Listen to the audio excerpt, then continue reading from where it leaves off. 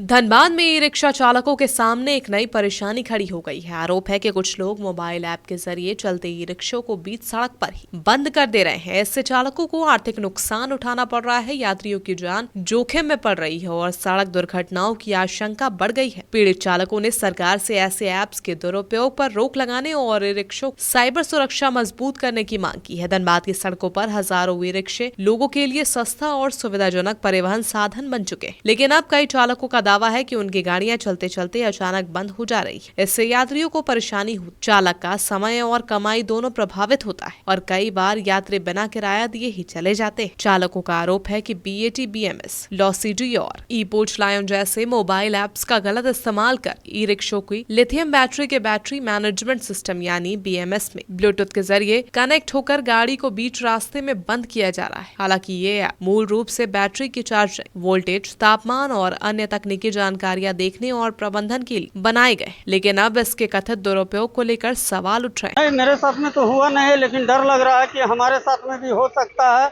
और e rickshaw जो है जहाँ तहाँ बंद हो जा रहा है, एक्सीडेंट का भी बहुत बड़ा मामला हो सकता है। बंद कर दे रहा है ये तो हमको लग रहा है साइबर क्राइम है। उस समय दिक्कत होगा और उस समय मतलब कि बंद हो जाएगा तो सवारी भी उतर जाएगा और हादसा होने का भी डर है। सरकार को इस चीज़ पर ध्यान देना चाहिए, संज्ञान लेना चाहिए कि आखिर ऐसा क्यों हो रहा है। कोई मेरा अननोन मतलब कि दूसरा आदमी पीछे से मेरा ऐप्स डाउनलोड करके और वो चीज़ मेरा कंट्रोल कर सकता है। ये चीज़ हम अगर चला रहे तो पीछे से कोई भी आके ब्लूटूथ कनेक्ट करके मेरा टोटो बंद कर सकता है। कल हुआ, कल दोपहर में लगाया, चार्ज नहीं दे रहा।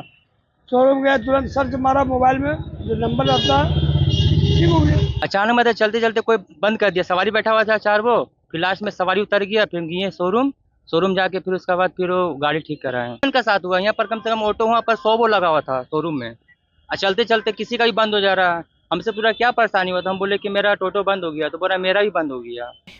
बाइट।